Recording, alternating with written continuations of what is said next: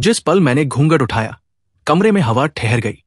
प्रिया की आंखें, जो मैंने हमेशा देखी थी, वे खाली, गहरी और भयानक थी।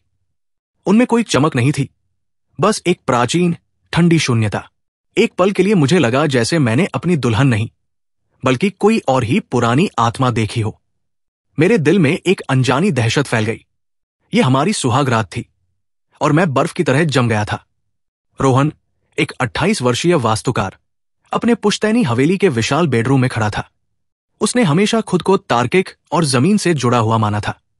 आज उसकी जिंदगी का सबसे खुशी का दिन था। बचपन की दोस्त प्रिया के साथ उसकी शादी। हवेली सदियों पुरानी थी, गांव से दूर एकांत में खड़ी। गांव वाले इसे लेकर अजीब तरह से चुप्पी साध लेते थे और रोहन ने इसे सिर्फ पुराने रीति रिवाजों और अंधविश्वासों का हिस्सा मान लिया था। यहां एक अजीब सी गंध थी, पुरानी नमी और कुछ अनजाना। कमरे में मंद दीपक की रोशनी फैली थी। प्रिया पलंग पर बैठी थी, लाल जोड़े में ढकी। उसका घूंघट उसके चेहरे को छिपाए हुए था। रोहन ने धीरे से घूंघट उठाया। उसका दिल खुशी से धड़क रहा था, लेकिन जो उसने देखा उसने उसकी सांसें रोक दी। प्रिया की आंखें, हां, वही बड़ी बड़ी काली आंखें थी, पर उनमें एक क्षण को कुछ ऐसा चमका जो अमानवीय था। एक पल की अजनबी चमक, जैसे किसी ने उसे दूर से नियंत्रित किया हो। फिर वे सामान्य हो गई, पर वो चमक रोहन के मन में अटक गई। तुम यहां क्यों हो? प्रिया फुसफुसाई। उसकी आवाज सामान्य थी, पर उसके होठों पर एक ऐसी मुस्कान थी जो उसकी नहीं थी। एक विकृत, ठंडी मुस्कान। ये मेरा घर है। रोहन के रोंगटे खड़े हो गए। ये प्रिया की आवाज नहीं थी। ये एक पुरानी, कांपती हुई आवाज थी जो पत्थर की दीवारों से गूंज रही थी। उसने देखा, प्रिया के चेहरे पर एक पल को एक शिकन उभरी, जैसे किसी ने जबरन उसके चेहरे पर यह भाव लाया हो। वो तुरंत पीछे हटा। प्रिया ने अपनी उंगलियां अपनी गर्दन पर फेर ली, जैसे कुछ असहज हो। रोहन ने खुद को संभाला। प्रिया, क्या हुआ? तुम ठीक हो? उसने अपनी आवाज में स्थिरता लाने की कोशिश की, पर अंदर से वो कांप रहा था। प्रिया ने अपनी नजरें हटाई और पलंग के बगल में रखी एक पुरानी लकड़ी की संदूकी पर जा टिकी। कुछ नहीं, बस थक गई हूं, उसने कहा, पर उसकी आवाज में वो खनक नहीं थी जो प्रिया की होती थी।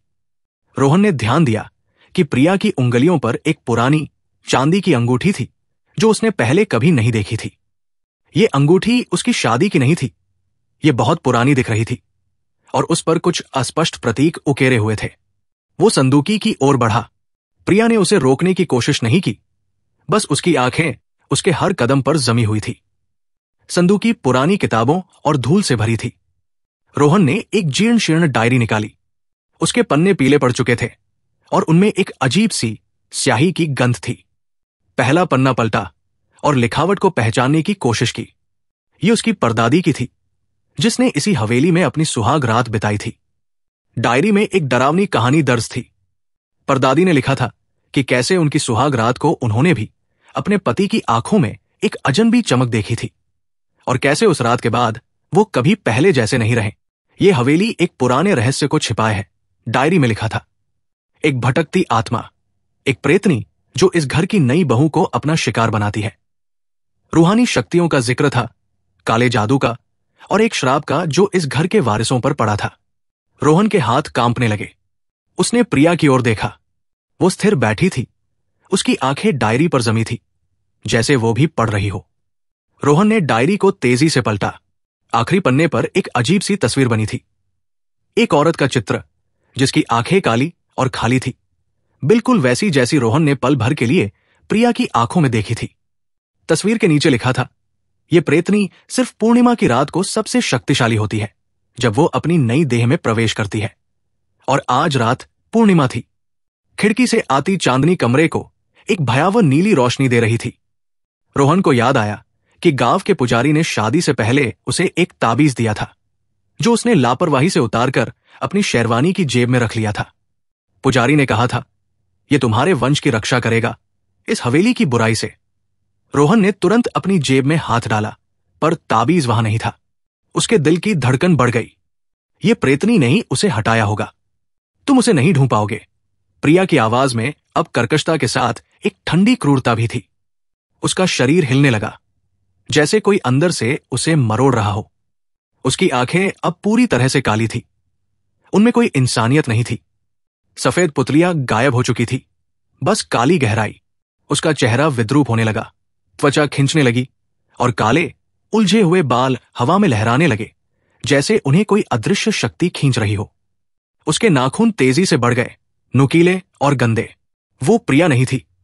वो एक भयानक प्राचीन आकृति में बदल रही थी, जिसकी सांसें कमरे की हवा को ठंडी कर रही थी। ये घर मेरा है, ये सदियों से मेरा रहा है, और अब ये देह भी मेरी है, उस आकृति ने चीख कर कहा। उसकी आवाज में 1000 सदियों का दर्द और क्रोध था। वो पलंग से उतरी, उसके लंबे नाखून फर्श पर घिसट रहे थे, एक भयानक आवाज कर रहे थे। वो रोहन की ओर बढ़ी, उसकी आंखें आग के अंगारों सी जल रही थी। रोहन ने कमरे में एक कोने में देखा, एक पुरानी टूटी हुई मूर्ति वहां पड़ी थी। वो जानता था कि यह कोई साधारण मूर्ति नहीं, बल्कि एक पुराने मंदिर की मूर्ति थी, जिसके बारे में उसने कभी सुना था कि उसमें दैवीय शक्ति थी और उसे असुरनाशिनी कहा जाता था। उसने पूरी ताकत से उस भारी मूर्ति को उठाया। उसके हाथ कांप रहे थे, पर उसके मन में प्रिया को बचाने का दृढ़ संकल्प था। प्रेतनी अब उसके बहुत करीब थी। उसके चेहरे पर एक हिंसक मुस्कान थी, जैसे वो शिकार पर झपटने को तैयार हो। रोहन ने अपनी पूरी ताकत लगाकर उस मूर्ति को अपनी ओर आती हुई प्रेतनी की तरफ फेंका। प्रेतनी ने एक चीख निकाली, जो इतनी तीखी थी कि रोहन के कान सुन पड़ गए और उसका सिर चकरा गया। मूर्ति उसके शरीर से नहीं, बल्कि उसकी देह को घेरने वाली काली आभा से टकराई और एक काली धुंध कमरे में विस्फोटक रूप से फैल गई। हवा में सल्फर और सड़े हुए मांस की दुर्गंध भर गई। प्रेतनी का विद्रूप चेहरा एक पल के लिए रोहन के सामने आया। उसकी आंखें प्रतिशोध से भरी थी, जैसे कोई उसे अनंत काल तक शाप दे रहा हो। वो धुंध में समा गई और एक ठंडी कांपती हुई फुसफुसाहट कमरे में गूंजती रही, मैं वापस आऊंगी, मैं वापस आऊंगी। धुंध धीरे धीरे छंट गई। रोहन फर्श पर गिर गया। उसका शरीर दर्द से ऐंठ रहा था और सांसें तेज चल रही थी, जैसे वो अभी अभी मौत के मुंह से बाहर आया हो। उसने कांपते हुए हाथ से अपने चेहरे को छुआ, पसीने और आंसुओं का मिश्रण महसूस किया। जब धुंध पूरी तरह से छंटी तो प्रिया पलंग पर बेहोश पड़ी थी। उसके लाल कपड़े अस्त व्यस्त थे और उसके शरीर पर खरोंचों के निशान थे, जैसे उसने किसी अदृश्य शक्ति से संघर्ष किया हो। उसका चेहरा अब शांत था, पर उस पर एक गहरी थकान और पीड़ा के निशान थे, जैसे उसने किसी भयानक युद्ध में भाग लिया हो। रोहन घिसटता हुआ प्रिया के पास पहुंचा। उसने उसके माथे पर हाथ रखा। वो बर्फ सा ठंडा था। उसकी आंखें बंद थी, और जब उसने उन्हें धीरे से खोला तो उनमें वही प्रिया थी जो उसने हमेशा जानी थी। थोड़ी सहमी हुई, पर उसकी अपनी प्रिया। रोहन, क्या हुआ था? उसने बुदबुदाया। उसकी आवाज कमजोर थी और आंखों में भ्रम था। रोहन ने उसे कसकर गले लगा लिया। उसे राहत मिली कि प्रेतनी चली गई थी, कम से कम अभी के लिए। लेकिन वो जानता था कि ये जीत आधी अधूरी थी, एक अस्थायी विराम। अगले दिन सूरज की रोशनी हवेली में एक नई उम्मीद लेकर आई, पर उसकी किरणें भी उस रात की भयावहता को मिटा नहीं पाई। रोहन ने प्रिया को बिना कोई देर किए गांव के पुजारी के पास ले जाने का फैसला किया। पुजारी ने उन्हें ध्यान से देखा और फिर एक गहरी सांस लेकर कहा, वो आत्मा अभी भी तुम्हारे वंश से जुड़ी हुई है मेरे बच्चे। वो गई नहीं है, सिर्फ अस्थायी रूप से कमजोर पड़ी है। इस हवेली में उसका वास है और वो इस घर से निकलने वाली हर दुल्हन पर अपनी नजर रखती है।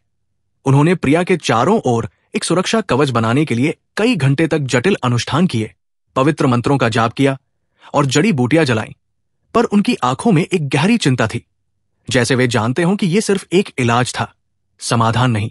रोहन और प्रिया ने उसी दिन हवेली छोड़ दी। उन्होंने कभी वहां वापस जाने की हिम्मत नहीं की। उन्होंने एक नए शहर में एक नया घर बनाया, एक नई जिंदगी शुरू की, पर उस रात की यादें उनके साथ हमेशा रहीं, एक अदृश्य बोझ की तरह। प्रिया अक्सर उदास और गुमसुम रहने लगी थी। उसकी आंखों में कभी कभी वही भयानक शून्यता झलकती थी जो रोहन ने उस रात देखी थी। वो रातों को अचानक जाग जाती थी, पसीने से तरबतर किसी अदृश्य बोझ तले दबी हुई, और फुसफुसाती थी, वो अभी भी यहां है, वो मुझे देख रही है। रोहन जानता था कि वो प्रेतनी हमेशा उनके आसपास रहेगी, इंतजार करती हुई अपनी अगली चाल चलने के लिए। हवेली की डरावनी कहानियां अब केवल कहानियां नहीं थी, वे उनकी जिंदगी की कड़वी सच्चाई बन चुकी थी। हर पूर्णिमा की रात को रोहन को एक अनजाना डर सताने लगता था। कहीं वो आत्मा वापस ना आ जाए, कहीं वो फिर से प्रिया को अपना शिकार न बना ले, या शायद अब उसे खुद ही अपना अगला निशाना न बना ले। वो अपनी प्रिया को देखता और उसके दिल में एक टीस उठती। ये वो खुशहाल सुहाग रात नहीं थी जिसकी उन्होंने कल्पना की थी। उनकी सुहाग रात ने उनकी जिंदगी को हमेशा के लिए बदल दिया था, एक भयानक अनसुलझे रहस्य के साथ, एक ऐसी त्रासदी जो हर पल उनकी सांसों में घुली हुई थी और जिसका कोई अंत नहीं था।